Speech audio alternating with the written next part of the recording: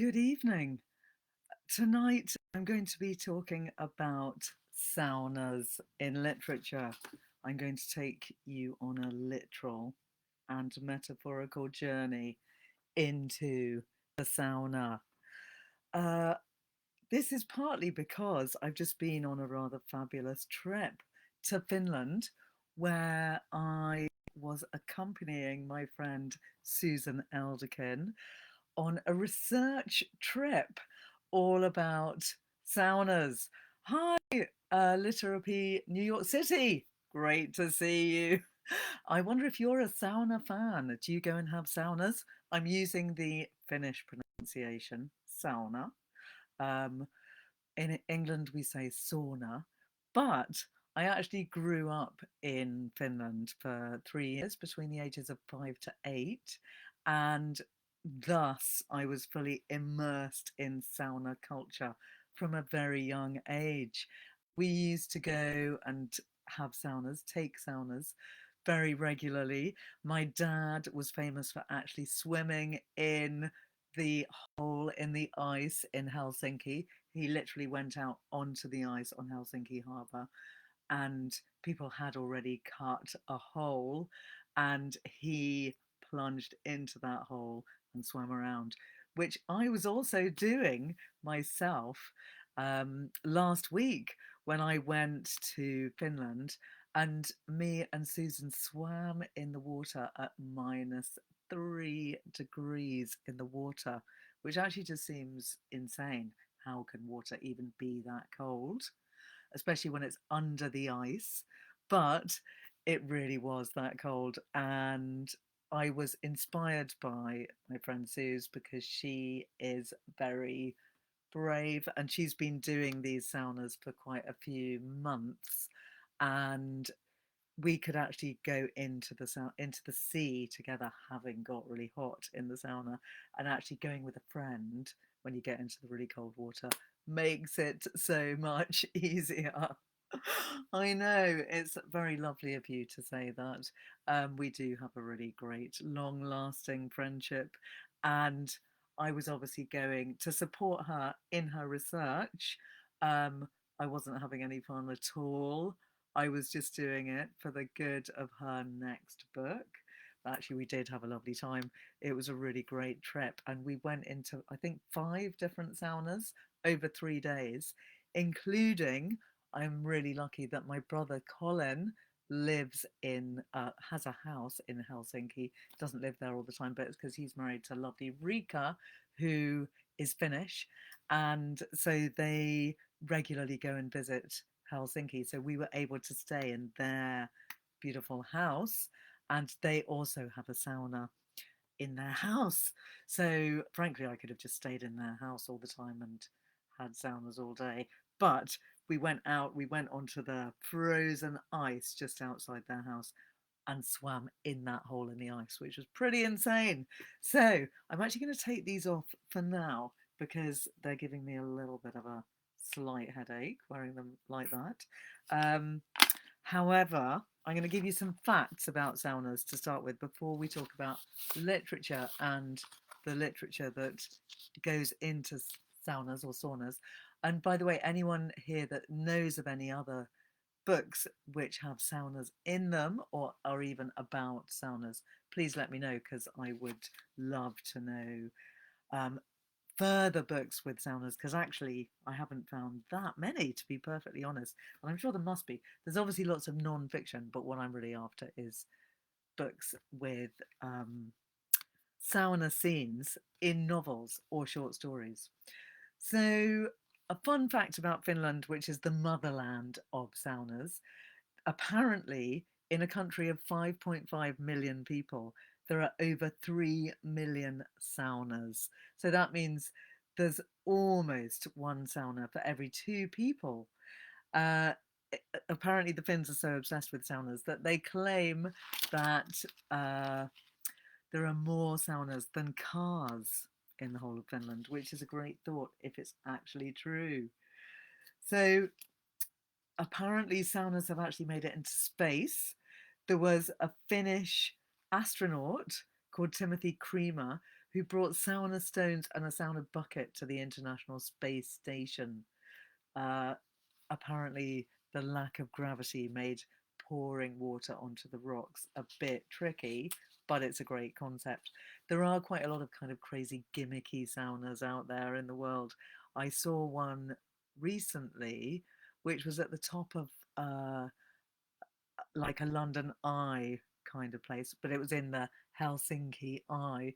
They had a sauna at the top of an orbital um, place that you can view the city from, which seems a bit insane. Do you really want to be in a sauna that's moving? Apparently, there's also quite a lot of saunas now in ski resorts, which are sometimes kind of on track. So you can be like on a train sauna, which actually does sound really fun. And I have to say, one of the best things about our trip to Finland just last week was that we had a sauna literally on the edge of Helsinki harbour, and you were looking out through a huge window from your really, really lovely hot wooden room into the Baltic. So you could see the sea from where you were, and that was actually absolutely fantastic. See, I've got my swimming costume on, ready to go for a swim after the session. Um, so, uh, some saunas are of record breaking sizes. Some of them can fit up to 100 people in them. One of the interesting facts about saunas is, do you go in clothed or do you go in naked? It depends on the particular culture of the place. Um, Most of the places that we went in Finland, they did expect you to wear a swimming costume, but one of the public saunas that we went to, they had men's and women's saunas, and the women were all naked in their sauna, the men all naked in the male sauna. And that was kind of cool. Good question. Thank you. Litter P. Um, do you read in the sauna?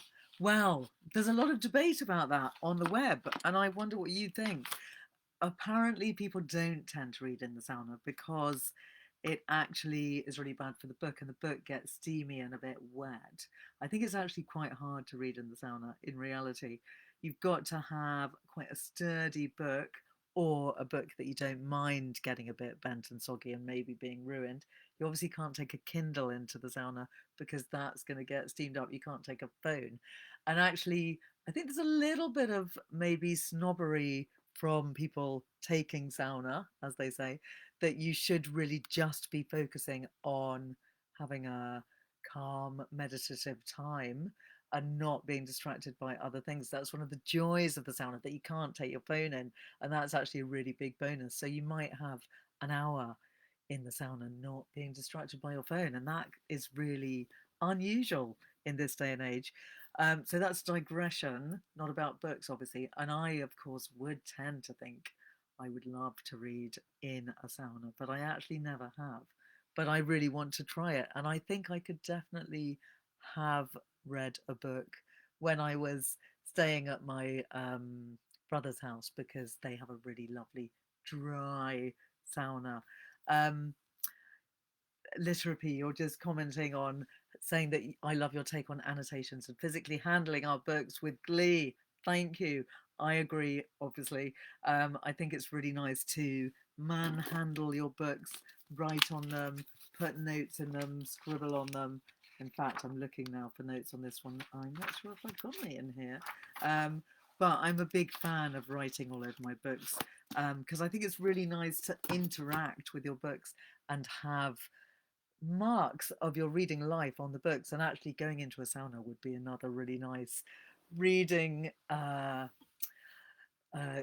opportunity to interact with your books and leave marks on them forever, because it's really nice to look back on a book and see it and think, oh yeah, I was reading that book in the sauna in Finland back in March 2024, and it brings everything back to you about that moment. When you see that stain, you might see a little bit of eucalyptus oil or something from the sauna on your book, and that's a really cool thing. So I think it's great to have your books being a bit damaged and a bit scribbled on, and it is definitely an aim and a goal of mine to take a book into a sauna. But somehow, when me and Suze were exploring in Finland this time, we didn't get the chance. It was all quite busy, and we were also very much enjoying that meditative aspect of being in a sauna, which is something that the Finns are really proud of and I think take very seriously. And there's a lot of culture around saunas. Apparently, back in the olden days, everyone used to take saunas in Finland literally every day because it was their bathroom, essentially. So they would build a house, probably out of wood, and they would have a few feet away a sauna, which would be separate to the house in case of fire. Pretty sensible, as saunas obviously have burning coals inside them, so there's always a bit of a fire risk. But they were also there as a separate building for practical reasons, like people used to go and give birth in the sauna.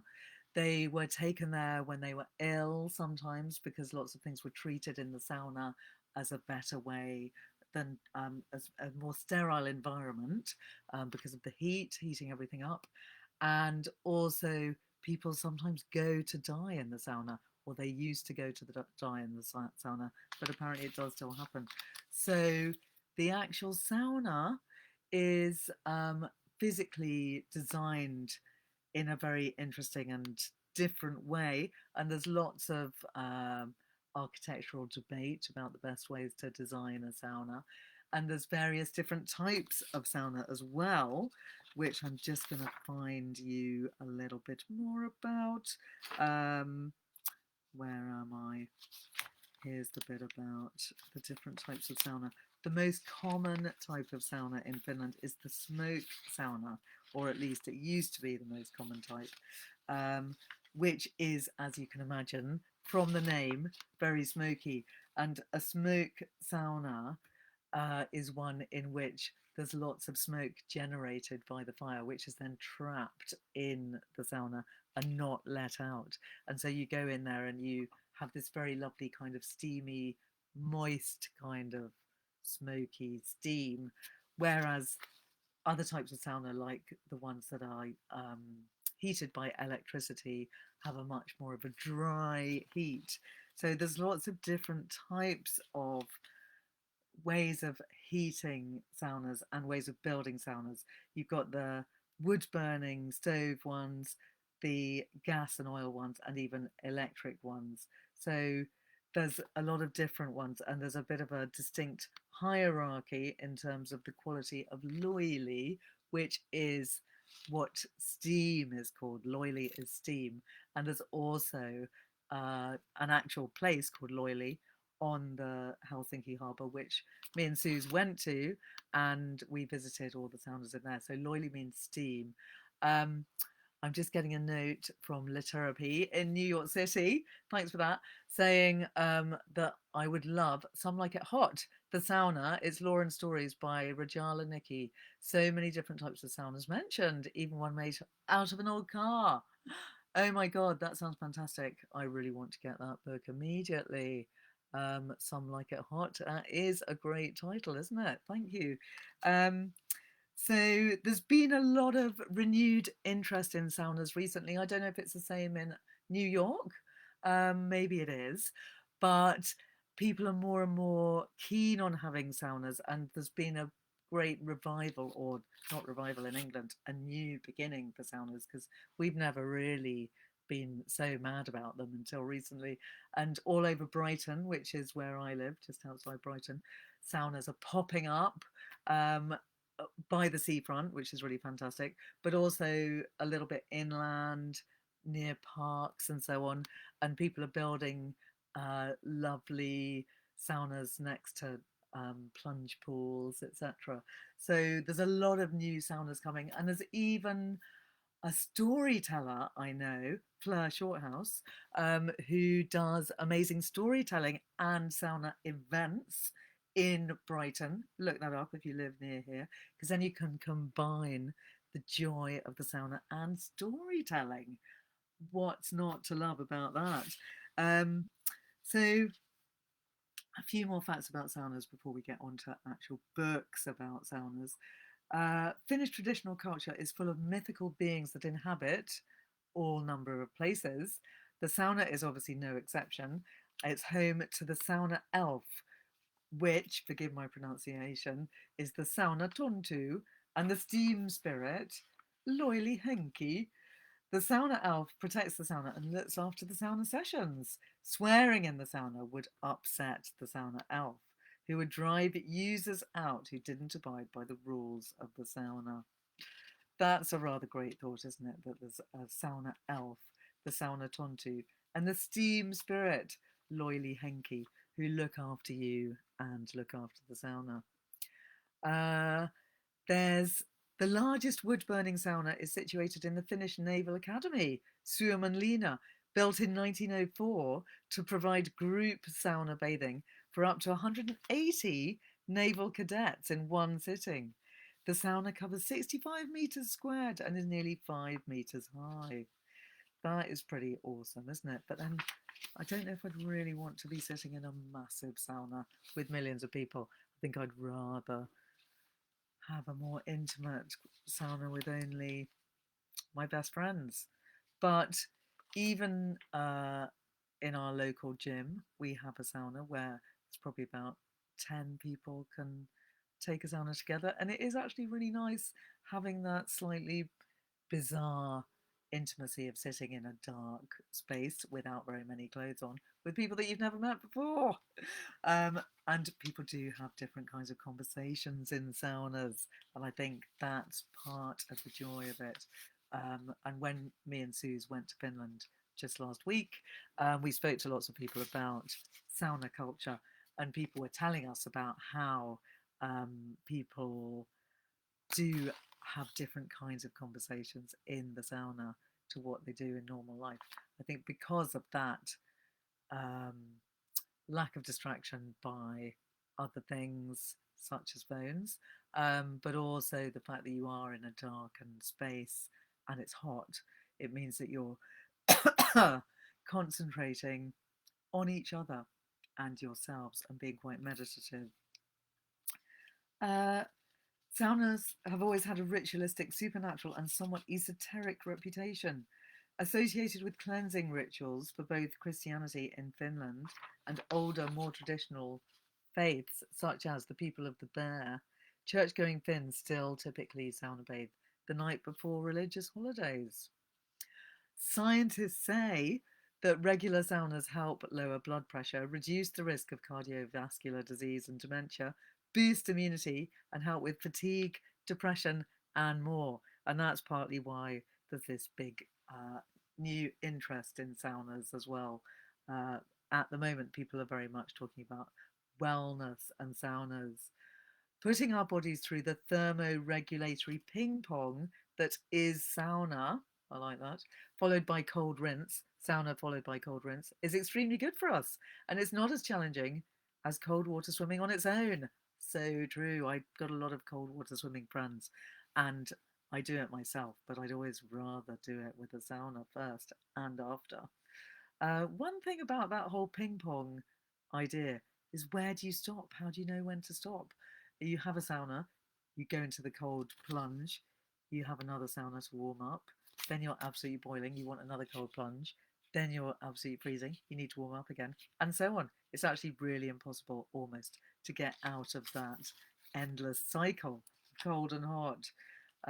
Obviously, time and prune-like skin might be a message to get you out of here. Um, there's a reason why sauna-loving nations such as Finland, Sweden, and Norway jostle for the top spots in the annual United Nations World Happiness Report every year. Maybe it is down to the saunas. Discuss. Are people that have saunas regularly happier than people that don't? I wonder. So, we have a few books that I want to tell you about, getting on to the book side of things.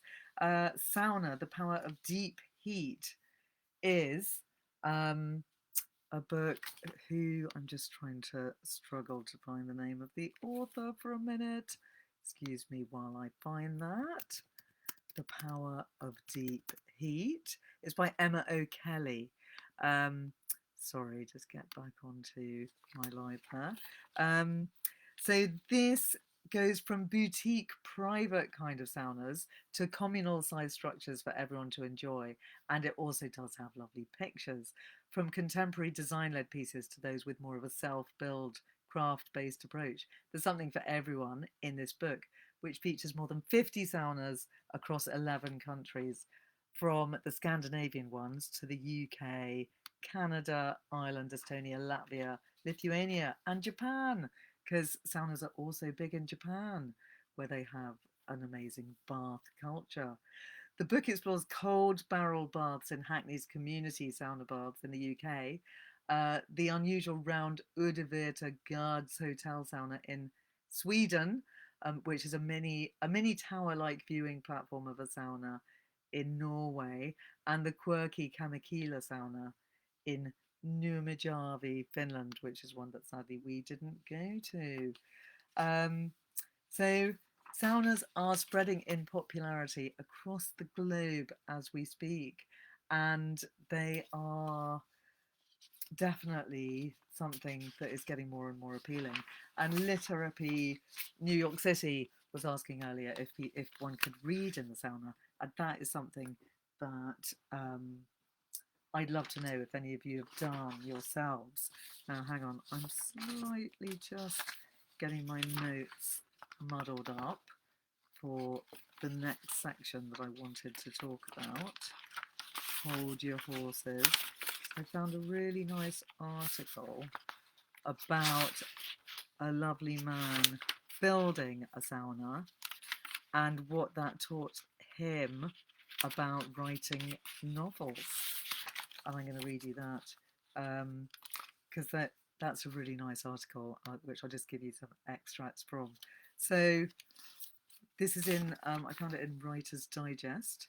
Novel, oh, I haven't flipped my screen like I should have done. Sorry, guys. Can't remember how to do that quickly. Novel advice from the sauna. 6 writing lessons I learned from building my own backyard sauna. And this is by Nick Fuller Googins, who built his own sauna in his own backyard. And he also wrote a book, a novel, as a result of his amazing discoveries that he learned through building his own sauna in his own backyard, which is called The Great Transition, which is a really imaginative, immersive, and electrifyingly relevant book, a kind of dystopian novel, but actually with a really optimistic vibe. So I'll tell you about that in a minute. But I do love what Nick Fuller Guggen says about how he learned a lot of life lessons from the act of building a sauna. It's a really nice article, which made me really want to read his book. So he says, when we moved back to Maine last year, priority number 1 was making sure my Californian wife wouldn't freeze over with the winter. We ordered an electric barrel sauna kit, the kind of thing I naively believed I could put together in a weekend or two. He was trying to write his debut novel, The Great Transition, which, as it turns out, has done really well. And that is why partly it took him so long to finish making the sauna. But he's got 6 really nice points, which came from making the sauna. One was ignore deadlines, because he was sent this sauna and thought that he could put it together in a few hours, and it came in September of, I think, 2020 or so. But between the weather, work, mosquitoes, dwindling sunlight, and the 100th trip to the hardware store, his sauna took him nearly 4 months to finish, and at many points he nearly gave up and he wished he hadn't started. But he'd given himself a deadline. He decided he obviously didn't have to stick to that deadline. And similarly, it took him 5 years to write his novel, The Great Transition. He thought that it would take him far less time. And he also thought he had to give himself deadlines, but he obviously broke his deadlines. I'm a great fan of breaking the deadlines myself. Um, he also said foundations matter. So he was eager to start swinging a hammer, raising planks, and building the sauna. But the only thing worse than spending 4 months on the sauna would be completing the thing only to find that it was crooked or sinking or generally falling apart. So he did create his foundations really well, just in the same way that he did with his novel. He mentions that the author Edward P. Jones spent 10 years mentally planning his award winning book, The Known World, before writing the novel in a few months. And Guggen says that in preparation for the Great Transition, he committed 4 months to research before starting. He set up his writing area and a realistic writing schedule 45 minutes before work. That's kind of inspiring, isn't it? 45 minutes before work. You can write a novel in that time. His point number 3, which is the parallel between building a sauna and writing a novel, is trust your gut. The sauna instructions were 10 measly pages in a tiny font, sparse to the point of poetry. It had terrible grainy images. Generally, the instructions were clearly really bad. But by taking a step back, he realized he didn't need step-by-step instructions. He could see in a basic way how it should fit together. He followed his intuition and made it piece by piece. That would not work with me though, with making a sauna. You have to have a bit of DIY skills, which I don't. However, novel writing can be similarly overwhelming experience, with conflicting advice, seemingly missing instructions, and a general sense of hopelessness. But novels at heart, he points out, this is Guggen's, who wrote The Great Transition, are long, very long stories, and we all know how to tell stories. We've been listening to them our entire lives, he mentions. So he did trust his gut, and this helped him to actually write his novel as well as creating his sauna. Ask for help. So Guggens mentions that he did ask for help with his father holding down the ends of bits of woods while he made his backyard sauna. A neighbour helped him to install the heavy glass door, and so on. So lots of people helped him with the construction of the sauna. Similarly, with his novel, he asked his early readers, his writing group, and so on to help him. So do ask for help, all you novel writers, or even any book writers out there. Keep the faith, he says. I finished digging the electrical trench in December, just before the ground froze, he says. For the final steps, I had to snake 100-foot wire through conduit and into the basement electric panel. Outside, as the first winter storm was landing, I connected the red wire, the black, the neutral, the ground. I threw the circuit breaker and ran outside to see the results. After 4 months of labour, working weekends and after work and thousands of dollars, I had no idea if the sauna would actually work. I ran through the rain to open the glass door and saw it. The heater coils glowing red, the air already tasting of warm cedar. He then says, writing a novel, especially your first, is an act of utter faith. You have no idea if anyone will ever read it. You don't know if it will work. He says before the Great Transition, he wrote 2 books that went nowhere. You might need to do the same. Most authors do, but that's no reason to quit. One of these days, you'll flip the switch and the coils will burn red hot. So that is actually a really encouraging, lovely article. He also makes one more point, which is about accepting imperfections. Your novel will never be perfect, and his sauna was obviously not absolutely perfect. So that is a few lovely thoughts about building a sauna and how that, in a way, is similar to writing a novel. Maybe the two quite often go together. And actually, that leads me to another article about books and saunas. But before getting to that, I just want to talk to you about Nick Fuller Guggen's book. So that's the guy that wrote the article I was just telling you about. Richly imaginative, immersive, and electrifyingly relevant. Um, Says William Kent Kroiger, New York Times bestselling author. This debut novel follows a shocking disappearance amid the climate crisis of our near future. Perfect for fans of Station 11 and The Last Thing He Told Me. I'll just give you a brief description of it because it is a really good read. Emmy Vargas, whose parents helped save the world, is tired of being told how lucky she is to have been born after the climate crisis. But following the public assassination of a dozen climate criminals, Emmy's mother, Christina, disappears as a possible suspect, and, and Emmy's illusions of utopia are shattered. A determined Emmy and her father, Larch, journey from their home in Nuuk, Greenland, to New York City, now a lightly populated storm surge outpost built from the ruins of the former metropolis. But they aren't the only ones looking for Christina. 30 years earlier, Larch first came to New York with a team of volunteers to save the city from rising waters and torrential storms. Christina was on the front lines of a different battle, fighting massive wildfires that ravaged the western, where am I? Ravaged the western United States. They became part of a movement that changed the world, the Great Transition, forging a new society and finding each other in process. And I won't go on, but it's an exciting and very readable novel by Googins, the man that I was just reading out his article about the similarities of building a sauna and writing a novel, which is something that I would definitely not have thought about before.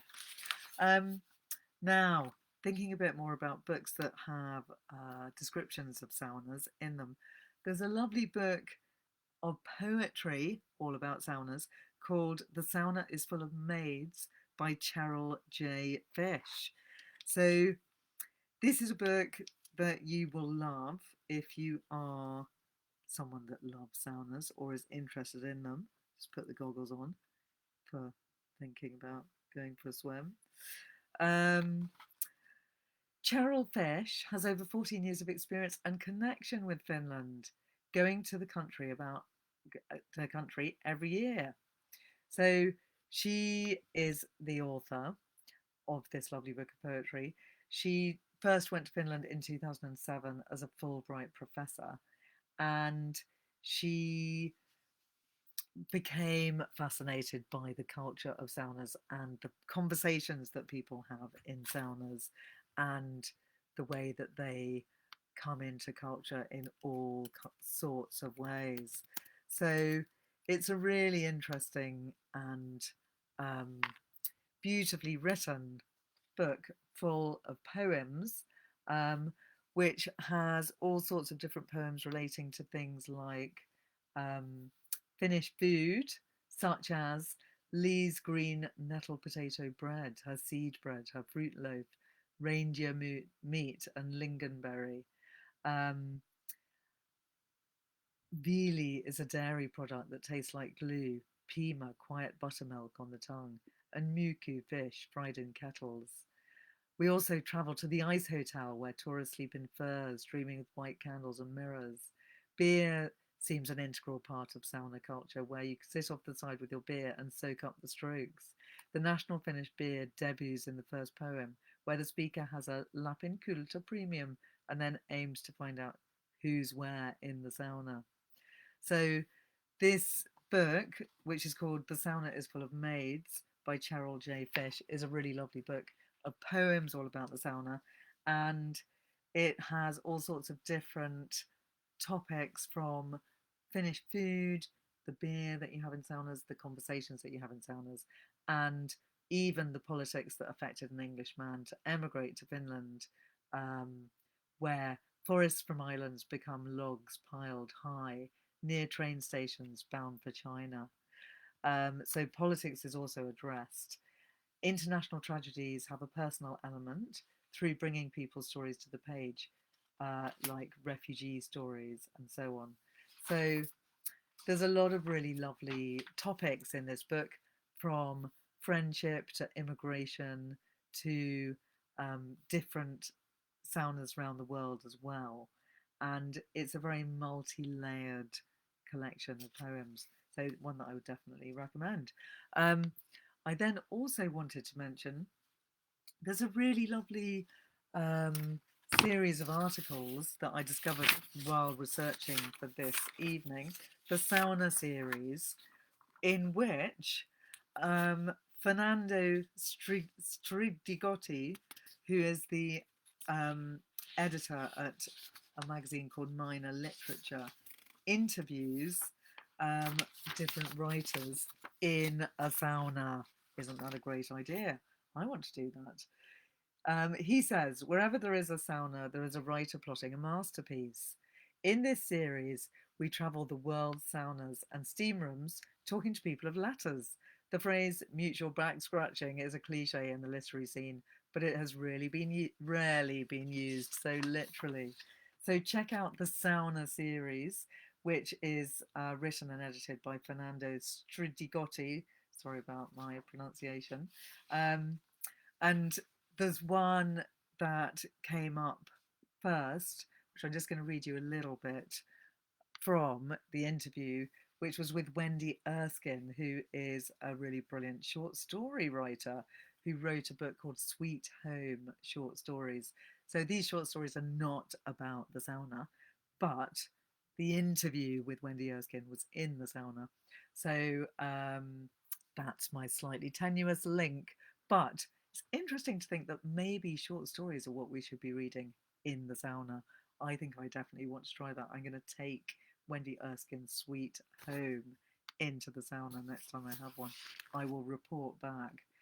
But I just want to read you a bit of this interview because I love what they both say. Fernando Stridigotti says, the sauna is a dying breed. Anyway, let me start with 3 questions to get the ball rolling. Why write? Why write short stories? Who to write for? Wendy Erskine says, why write? Because it's fun. It can be a euphoric experience. I have my own way of working and I feel close to myself when I'm doing it. Why short stories? I kind of fell into them as a form.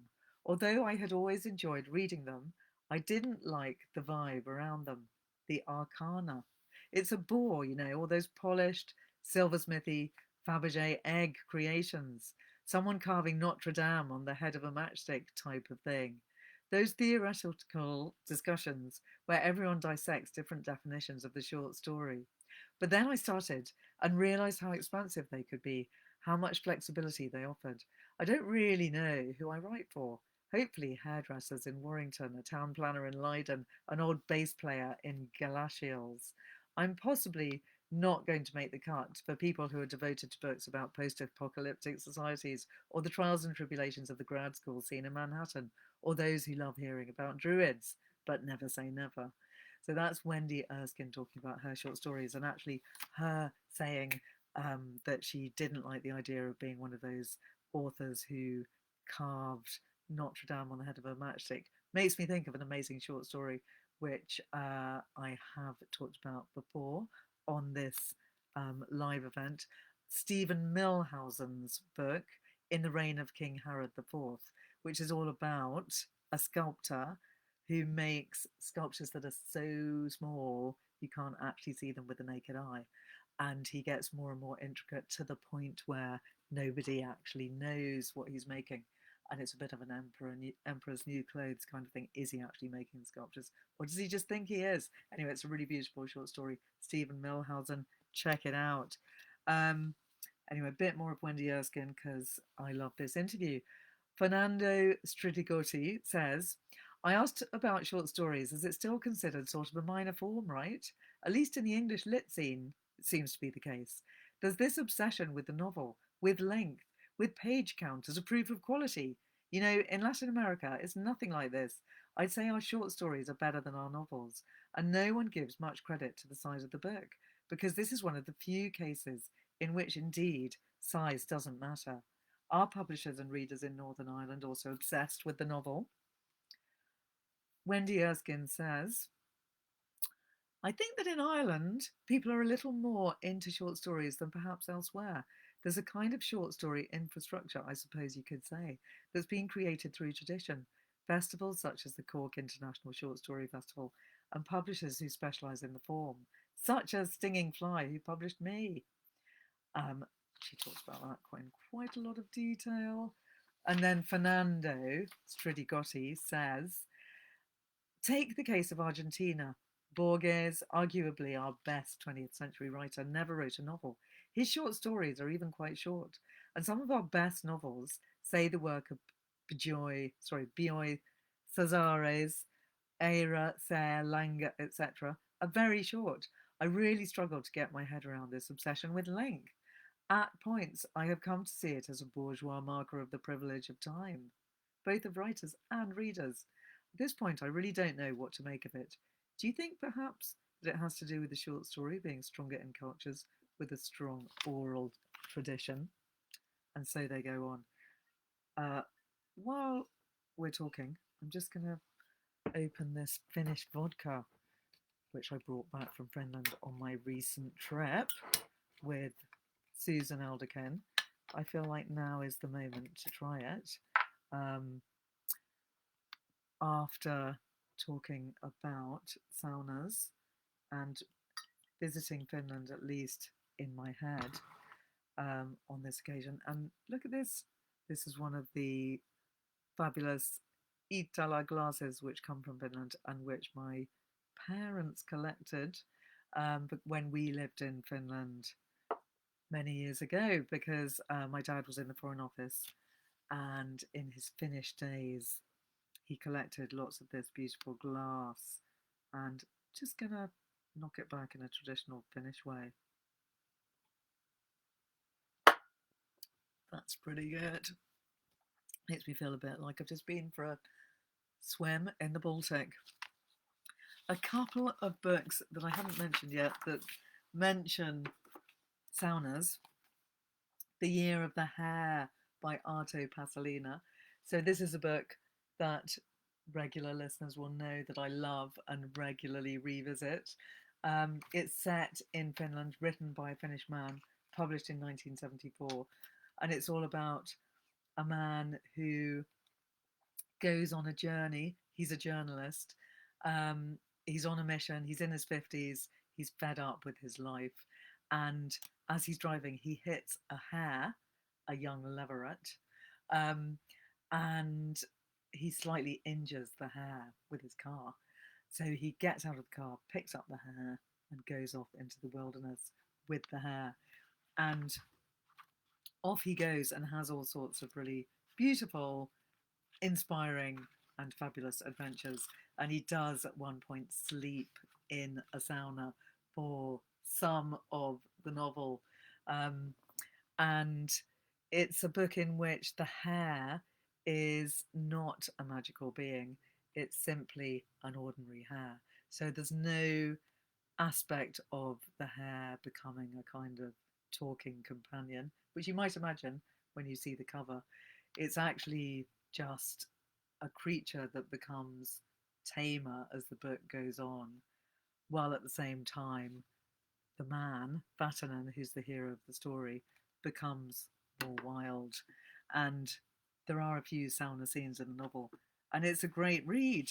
Another one that I wanted to mention is Gorky Park by Martin Cruz Smith, which was published in 1981, set in 1977, which is a kind of um, Cold War book, but it has a really great sauna scene in it. It's quite a complicated plot. I'll just read you a little bit about it to give you a summary of it. Some of you might have seen the film, which is of great fame. Tall, gaunt Moscow criminal investigator Arkady Renko is a disappointment to his father, the cranky old war hero general, a disappointment to his bitch of a wife, Zoya, who's openly having an affair with a colleague and trying to divorce him. These are not my words, by the way. This is from an article about the book. Uh, and a disappointment to his friends who don't understand his lack of ambition. 3 bodies are found in Gorky Park, the pleasure park complete with funfair and ice skating ponds, which borders the river Moskva in central Moscow. They have been shot at close range, then had their faces removed with a skinning knife and the tips of their fingers cut off to prevent identification. The three had been skating and are still wearing their skates. Gorky Park is the long, densely written, fiercely imagined account of Arcady's investigation into these bizarre murders, which is a thread in the best thriller tradition, leading to the unravelling of a bigger conspiracy which draws in the KGB and the CIA. Along the way, we're introduced to a number of colourful and persuasive secondary characters, but the book's main achievement is that it takes you into a depiction of the Cold War and the Soviet Russian society set in the spring and summer of 1977. There is a moment when the Arkady goes into an elite sauna in Moscow, and he has a very important conversation in that sauna, and that is actually quite a key scene in the middle of the book. So it's even got the sauna scene with some really important secrets divulged, as I was saying. Saunas are often the place to go to divulge your secrets.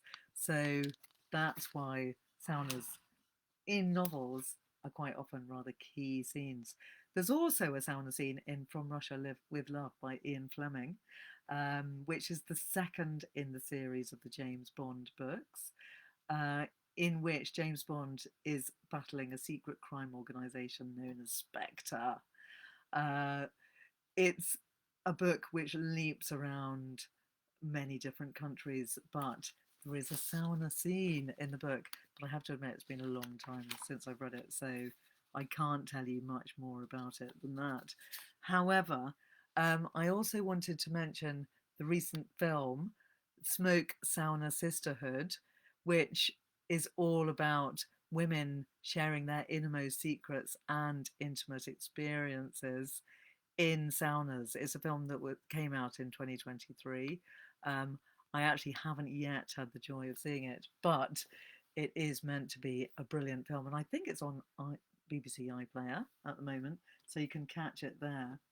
I then was thinking about books that give you a kind of experience close to being in a sauna, and one of them that I thought hit the spot was Paddy Chayefsky's Altered States, because in this book, people go into a state of suspended animation in which they go into a kind of sealed box where they're suspended in water and they go into a meditative state.